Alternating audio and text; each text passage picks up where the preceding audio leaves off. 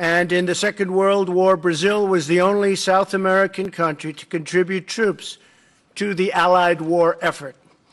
Today, the United States and Brazil are the two largest democracies and economies in the Western Hemisphere. We're in close agreement on the incredible opportunities and continuing challenges facing our region, and we have a truly historic chance to forge even stronger ties between our two great nations. This afternoon, the President and I discussed many of our mutual priorities, including Venezuela. Brazil has been an extraordinary leader in supporting the Venezuelan people's efforts to reclaim their liberty and their democracy. Brazil has helped so much. Along with the United States, Brazil was one of the first nations to recognize Venezuela's legitimate interim president, Juan Guaido. I also want to express our profound gratitude to President Bolsonaro and all the Brazilian people for their efforts to provide humanitarian aid. We also thank you for allowing the United States to station extensive assistance and massive aid on the Brazilian border. The Brazilian people have been incredible. Together we could and have been really very happy to feed thousands and thousands of starving Venezuelans. The Venezuelan people have appreciated it, and if the Maduro forces would step aside, it could be a truly great and successful humanitarian project. We call on members of the Venezuelan military to end their support for Maduro, who is really nothing more than a Cuban puppet, and finally set their people free. The United States and Brazil are also united in support of the long-suffering people of Cuba and Nicaragua. The twilight hour of socialism has arrived in our hemisphere, and hopefully, by the way, it's also arrived, that twilight hour, in our great country, which is doing better than it's ever done economically. The last thing we want in the United States is socialism.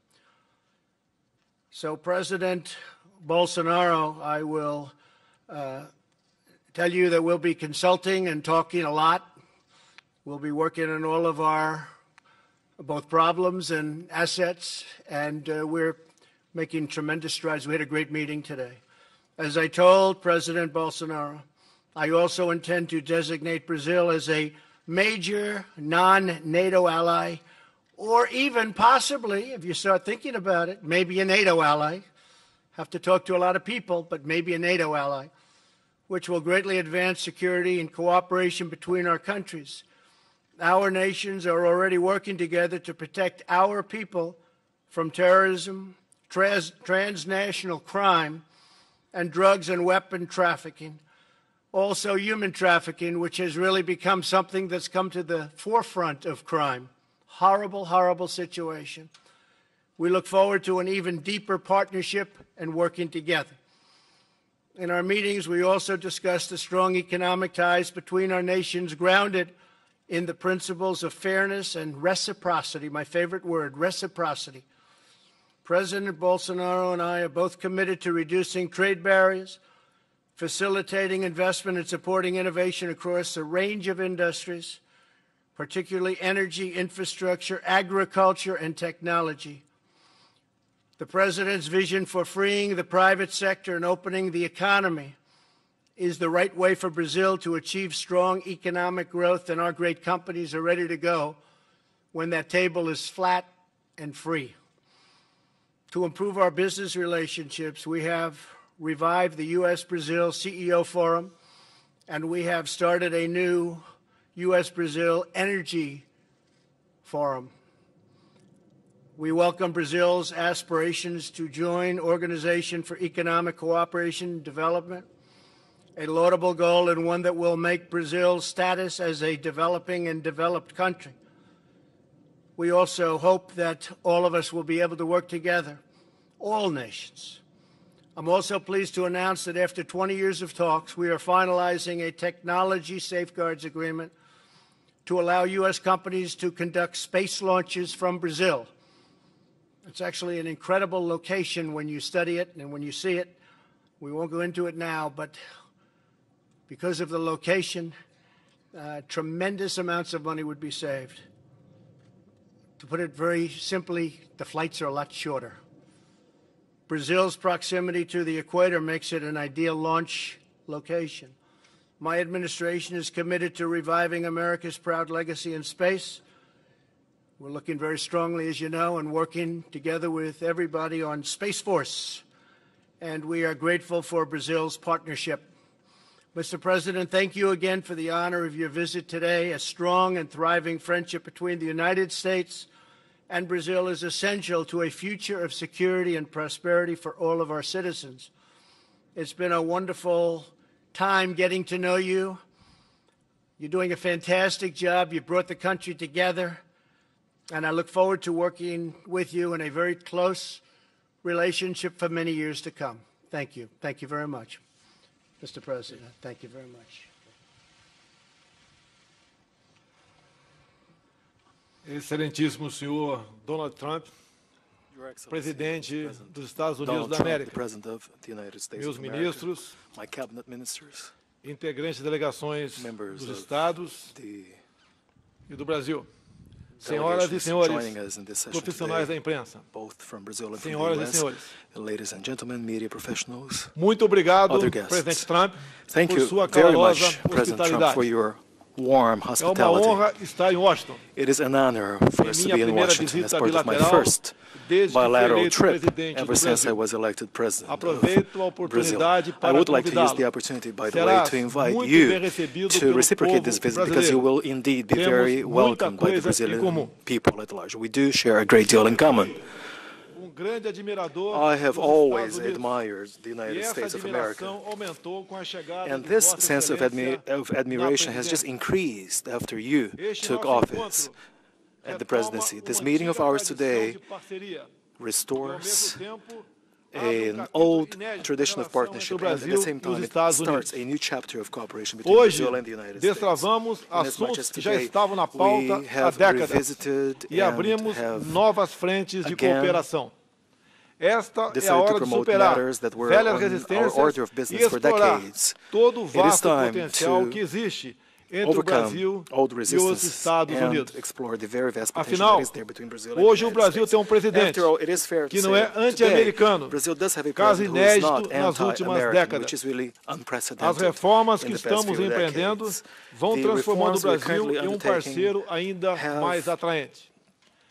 Seguimos firmemente dedicados a equilibrar as contas públicas e a transformar o ambiente de negócios. O apoio americano ao ingresso do Brasil na OCDE será entendido como um gesto de reconhecimento. O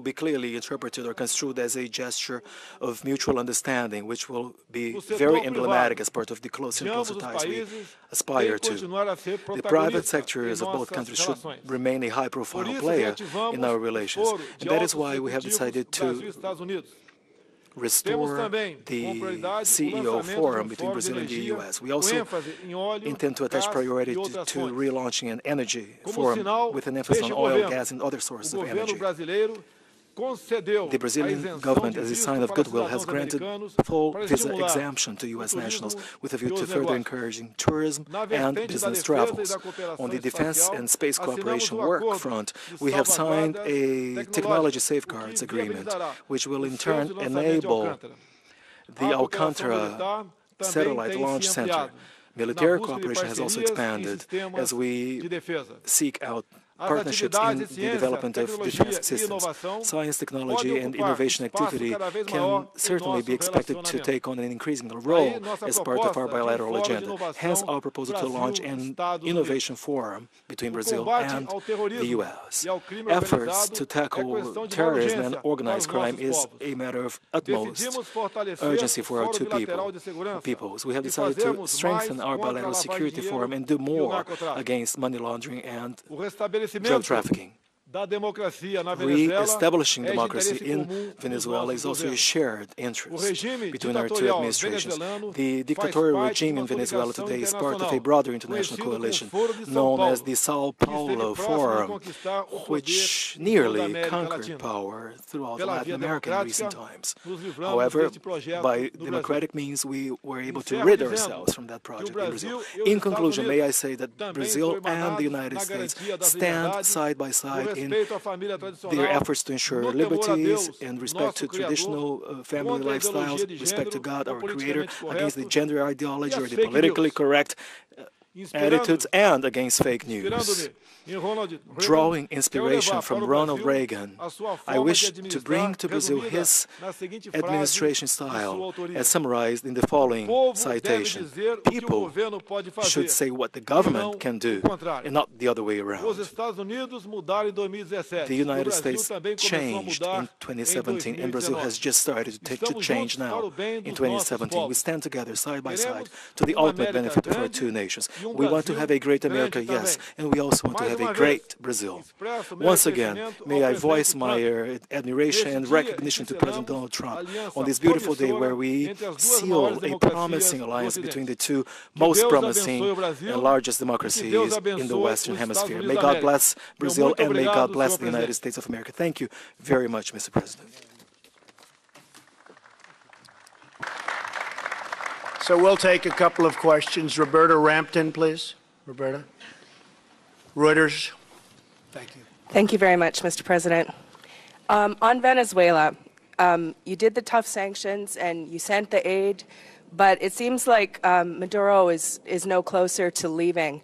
And I'm wondering if you're getting worried about losing momentum, and how long are you being told that this is going to take? I'm not being told any specific time. They've been there a long time, between him and his predecessor. At some point, I would imagine things will change, but we really haven't done the really tough sanctions yet. We can do the tough sanctions, and all options are open, so we may be doing that. But we haven't done the toughest of sanctions, as you know. We've done, I would say, right down the middle, but we can go a lot tougher if we need to do that. But it's a very sad thing. We're not looking for anything other than taking care of a lot of people that are starving and dying in the streets.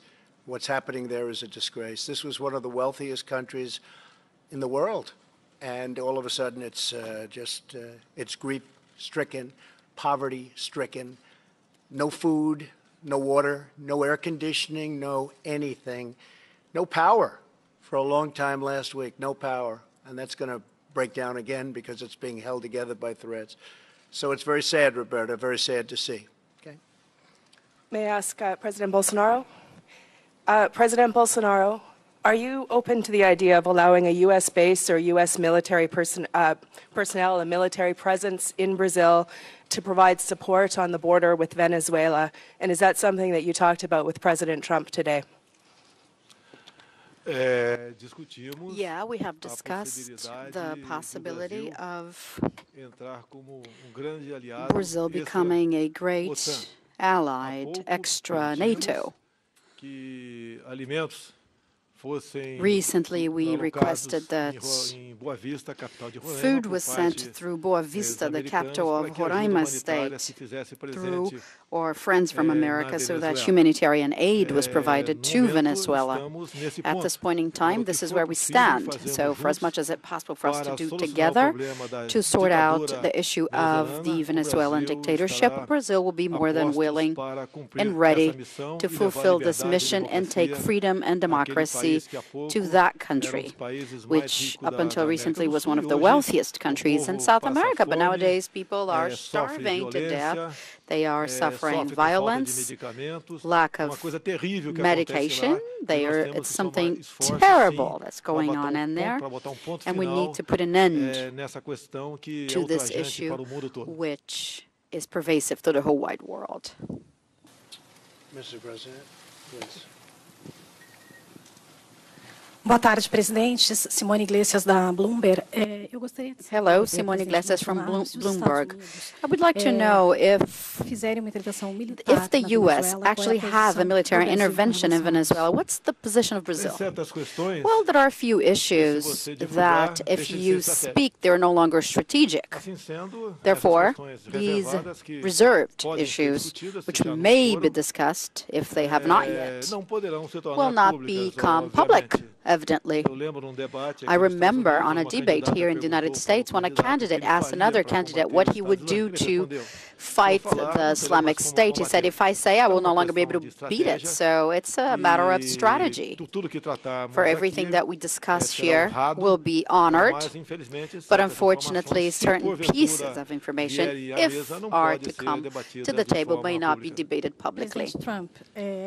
President Trump, regarding the military intervention, do you think about this possibility of fighting Venezuela to remove Maduro from power? So, as I said, all options are open. I think of all possibilities. All options are open.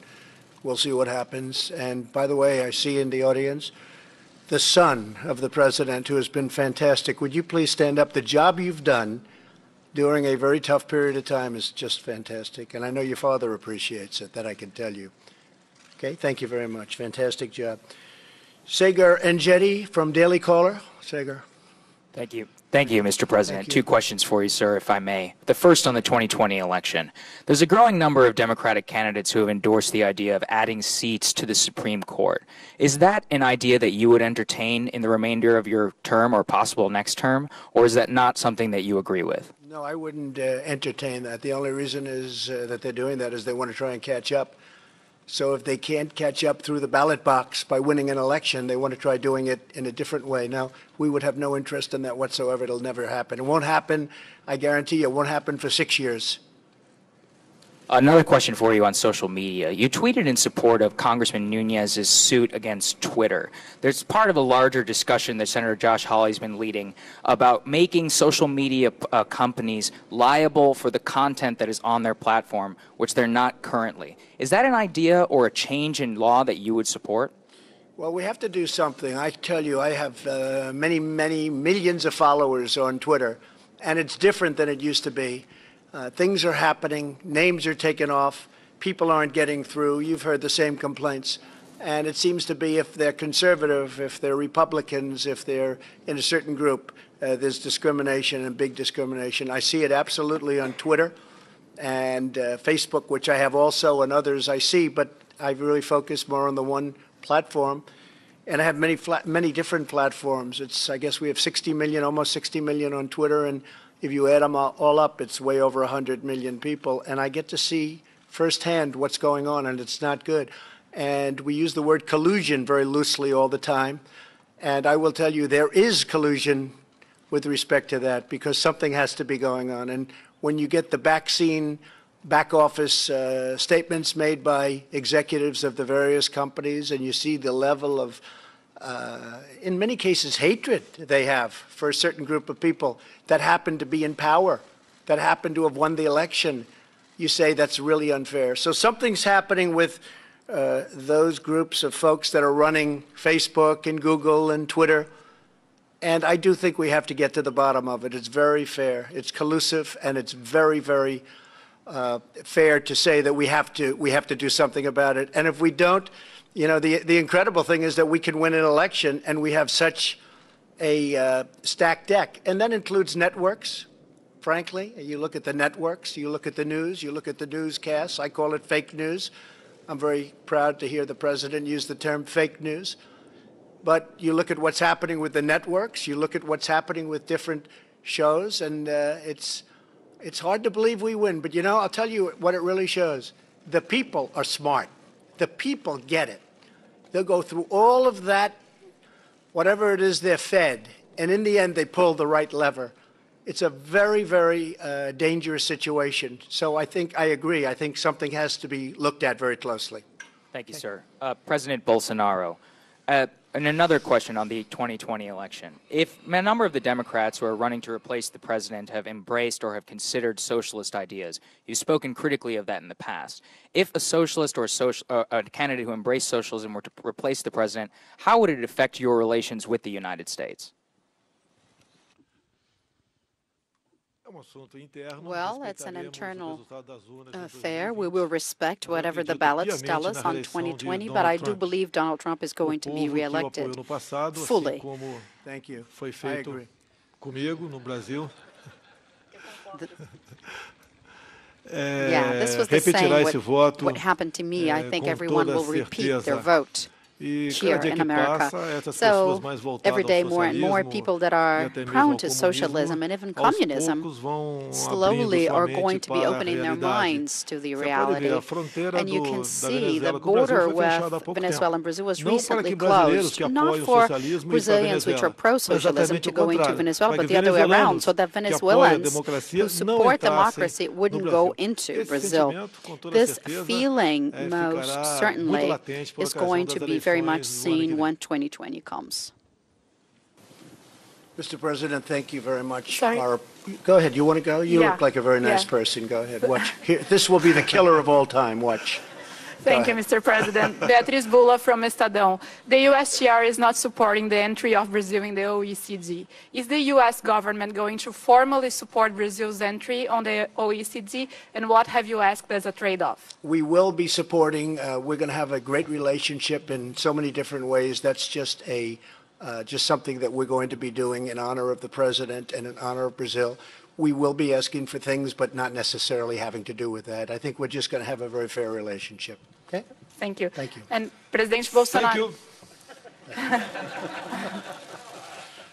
Presidente Bolsonaro, os Estados Unidos esperam a diminuição da influência da China no Brasil. Ontem o ministro da Economia, Paulo Guedes, falou que o Brasil vai continuar a comerciar com a China e receber investimentos da China. Qual é a posição do governo brasileiro com relação a isso e o que o senhor falou sobre o presidente Trump sobre os chineses no Brasil? About President Trump about the Chinese in Brazil?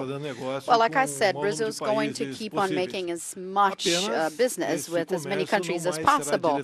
No longer businesses is going to be found into the ideology as it used to be. We are also following this objective for the good of our peoples. Thank you very much, Mr. President. I appreciate it. Thank you very much, and thank you, everybody. Thank you very much. China's going very well. Talks with China going very well. Thank you, everybody. Thank you.